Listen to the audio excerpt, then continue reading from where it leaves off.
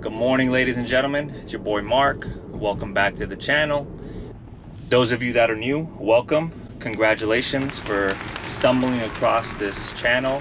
My goal is to build cars that have never been done before in that way. Anyway, I build cool shit. Welcome to the channel. Thanks for coming by. Hopefully you stick around. So I think it's pretty official. I'm gonna actually take the Supra to Sema this year for the first time. When I originally planned to build the car fucking 2 years ago, the plan was to do the whole thing in 3 months and go to Sema, but obviously that shit took 2 years. COVID happened, and you guys all know the rest if you've been following the build. But now I might have a chance to take it to Sema. I don't really want to say with who yet. The crunch is definitely real. We have to do all the motor work, all the wire tucking, all the fabrication, pull the motor out, all that shit in 3 weeks. It needs to be done because the paint and body work is going to take 5 to 6 weeks, and that'll lead us exactly right to Sema. Then we got to put the motor back in, button it all up, and boom, it's going straight to Sema. So that's the goal. Right now I'm on my way to Enticed. I'm gonna meet John there. We're gonna talk about timelines. We're gonna see what he's done so far. I'm not expecting too much, but we are gonna give realistic timelines and goals so that we can meet this deadline of getting the car to the body shop by mid-September. So I do have the race alternator with me. I don't know why I call it race. The higher ampage one. Haven't installed that yet. We're gonna put that in. By this time, I'm pretty sure he's got the downpipe and exhaust off. I am going 3.5 inch all the way straight back. It should probably change the tone of the car a little bit, give it a little deeper tone. But yeah, I'm pretty stoked. But again, I've done Sema builds a lot, and the crunch is definitely real. You never have time to finish anything, but it's gonna get done. So yeah, I'll see you guys at Enticed. All right, we made it. We made it. Let's go. Let's get the alternator out, guys. So this is the DC power alternator. It's 270 amps. It's literally double the ampage that my current one is. There should be zero problems moving forward. What's up, Chris? Here's the alternator for the Supra. We're at Enticed. Of course, the Supra. Getting started here. Slowly but surely, you guys. I haven't seen this car in a lift in a minute. All right, what's wrong with the car? Okay, so a couple things. And let me see if I can explain. You guys put this okay, thermal thing, this is starting to melt off. Okay, so this, okay, so the cabin of the car Gets extremely hot. gets insanely hot. Yes. And he suggested this. No, it works. It works. I'm just saying it's starting to melt. So is there a better I heat option? No. So if you ceramic coat this stuff, there's a company called Jet Hot. It reduces temperature. I don't think it's the exhaust.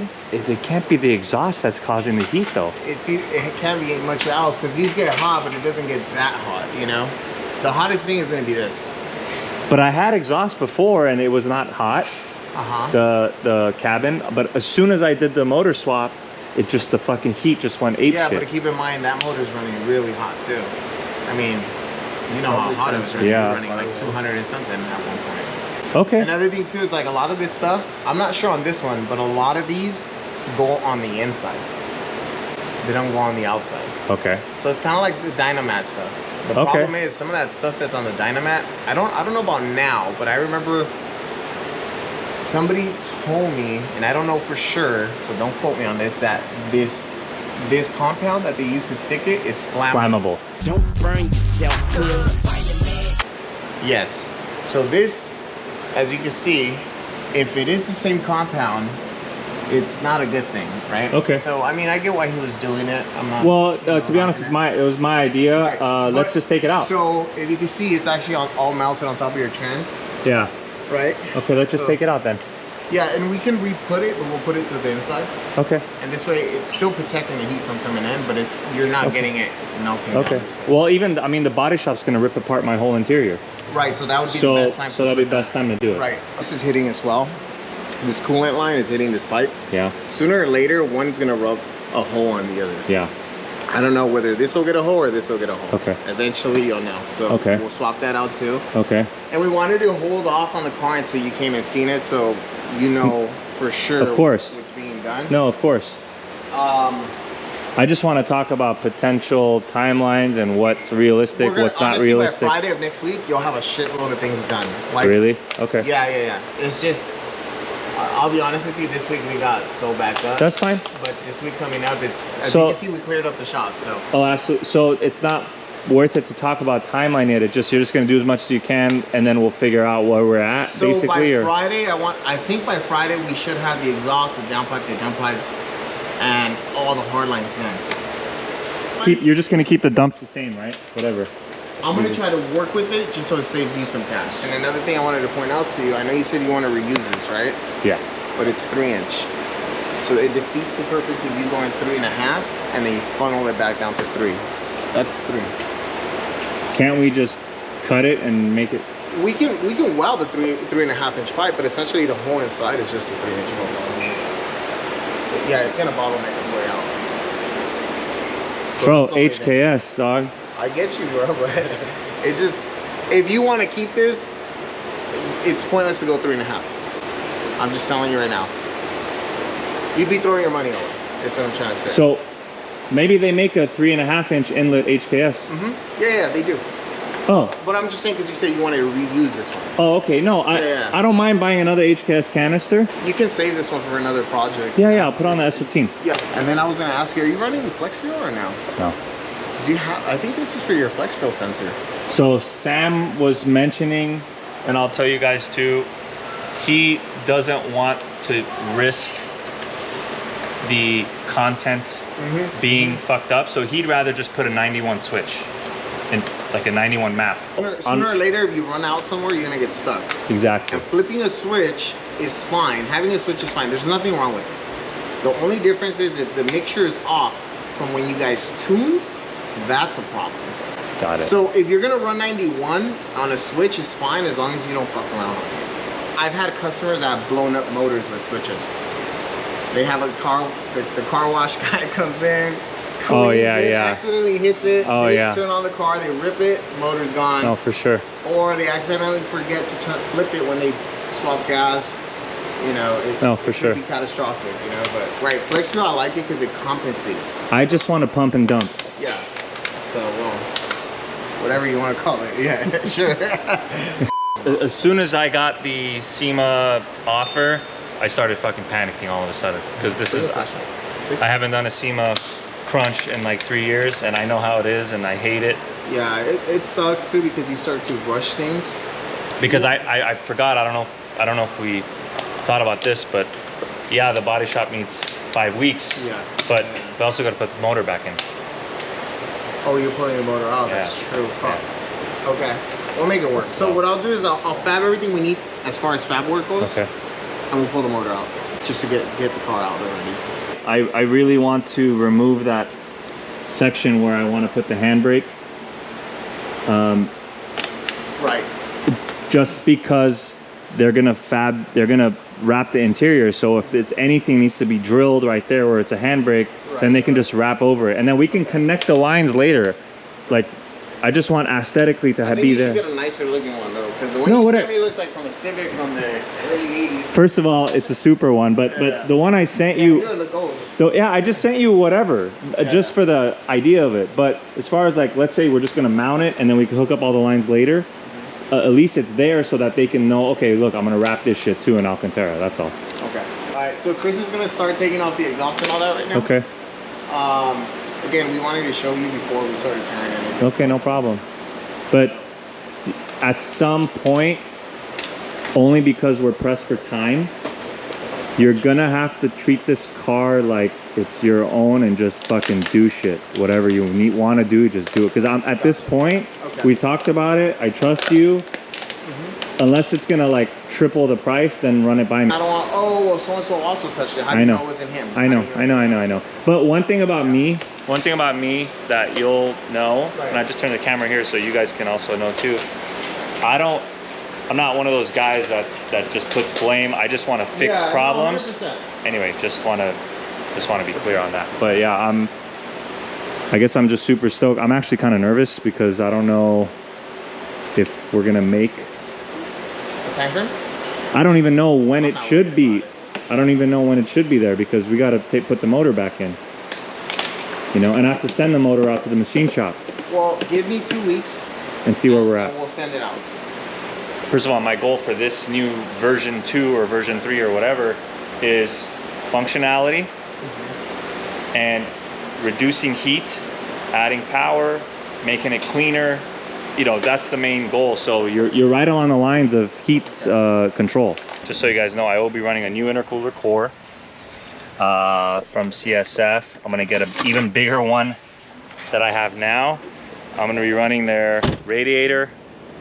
Be running 2 coolers, 1 for oil, maybe 1 for trans. But this is what he sent. This is what he was showing me. If you hold this, he was showing me, and again, it's up to you and your measurements. But he was saying, you see the vertical flow. He thinks this is good for 1400 wheel, the 22 by 14, 4.5 inch. If you think it's enough, or 5.5 inch. But he has both. Plenty. Yeah, he has both of those in stock, vertical flow. And then as far as like radiator cores and oil, he has a small enough oil cooler. The good thing is the car's up in the air, so we can measure right now. Yeah. Yeah. Another thing too is I want to pull this back a little bit. So I realize, I know why he made the tanks like this. You see how the tanks are angled? Yeah.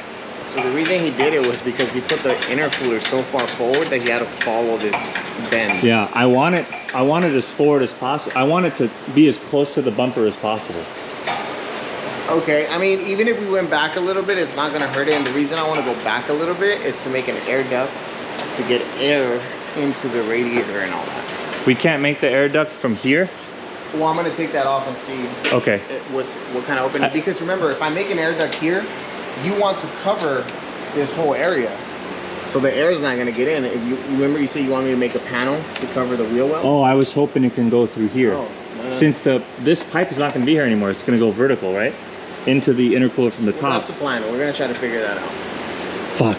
Okay. Yeah. Well, aesthetically, again, my goal is functionality, but if we can get aesthetic along with it, I think intercoolers look the best front mounts if they're pushed as close to the bumper as possible, in my opinion. Right. But it doesn't have to be that way.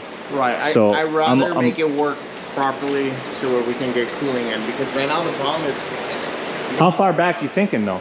Like an inch. Oh. 2 inch. Yeah, it's like very minimal. Okay. So if I go back 1 inch, you got that. I go back 2 inches, maybe 1.5 inches. Okay. Right? Yeah. All right. And you're saying you want to polish on this? The end tanks? The end tanks? Yeah. Okay. I have a polish guy, so we'll just take all the parts off when it's time, when the motor's out, and I'll just send it to him and he'll polish everything. Okay. I want to repolish the intake manifold, you know, just polish the turbo again. Whatever's messy, I'll polish everything. Can the valve cover be painted, or is it better to powder coat? Because I want everything the same color. You can do both. You can do painting, you can do powder coating.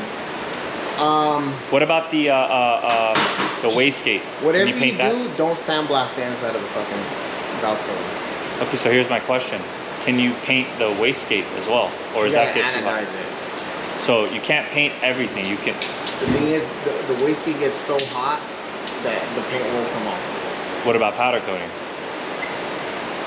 I don't know. You have to anodize the wastegate then. I would anodize it. So I have to find a place that paints and anodizes. Yes. Because. Or you could powder coat. That's what I'm saying. Valve cover could be either or. You can even anodize the valve covers, but I know it's a process. I think to do valve covers, you gotta kind of like, you gotta strip the paint off, then you send them out to get polished, like a semi-polish, and then they send them out to get anodized. They dip them to get them. I don't want. All I want is everything that's teal, or like for instance the brakes, the shift knob, the roll cage, the valve cover. I want them gold. Oh, that's right. Yeah. So I'm gonna find a place that can powder coat, and I'll go pick the color. So I'll get that ready to go. This shit needs to get recarboned, everything. So I can do that. My goal is just, if you got to cut, you know, more. Yeah, no, we'll make You it clean, can. because honestly, those cuts are not even straight anyways. Oh yeah, I know. I think I smoked like 3 joints and cut it myself. Yeah, maybe 2. Look at a pound of your Swedish chiba. Also, man, this seems a headache to get on the hood. You should really put cups on this thing. If you can do it It's fast, low. let's do it. Okay. A basic kit, I think they're around $1,500-1,600, something like that. I could be off. Installed? No, that's just the kit. For front and rears. Oh, front and rear. Front and rears. Do you recommend the rear too? I would do all 4. You might as well. It's not going to be going up unless you use it. Because you get 2 individual switches. Okay, and we'll do the... I used to have a lift kit on my... cup kit on my Lambo. And we'll just put the tank in the back or something? Yeah, that's it. And even the compressor, we can make an enclosure for it and put it outside so you don't have to hear that noise the whole time you're inside.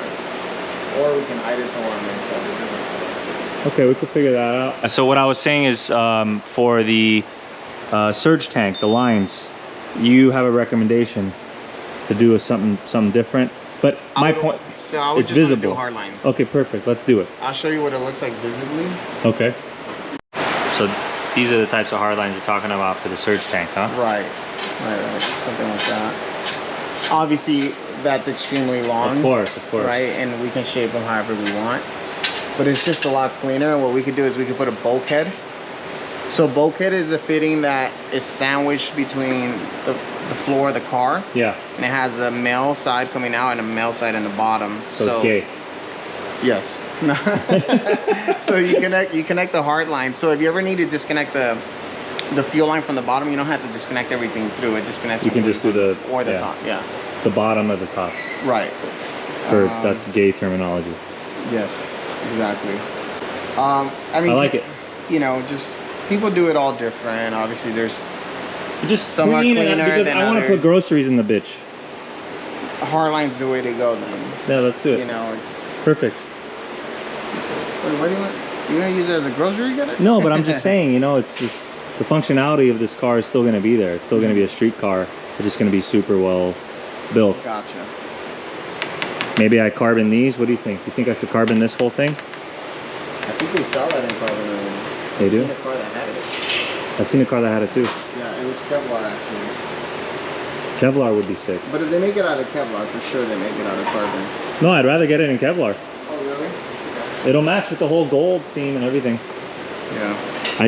Guys, sometimes in order to think, you have to just look and just sit there and just look at it and look at it. And every single part of the car, you just got to keep looking and looking and looking, and then something just hits. So I think I should get a turbo screen. I would, at minimum. I mean, because you're not rocking a filter, the least you could do is put a screen on it. Can you find a screen that fits that hole? Yeah. If you know what I mean? I guess the next biggest fabrication thing is fabbing the AC stuff.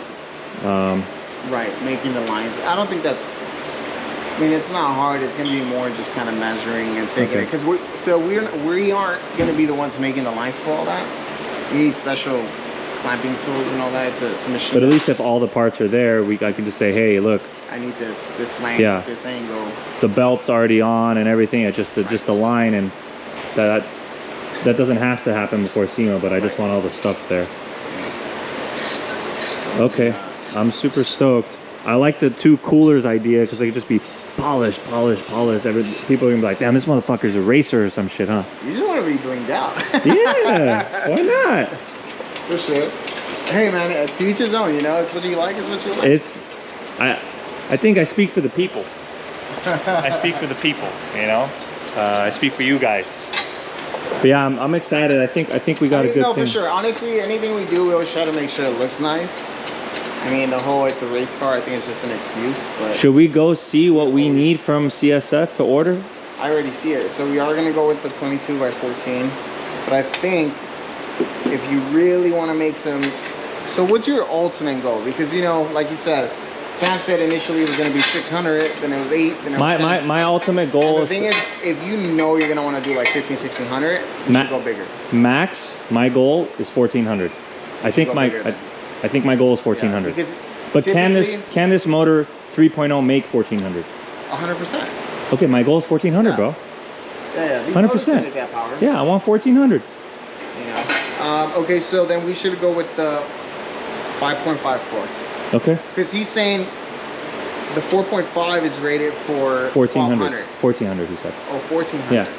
So I'm not a big fan of pushing everything to its limit. Yeah, okay.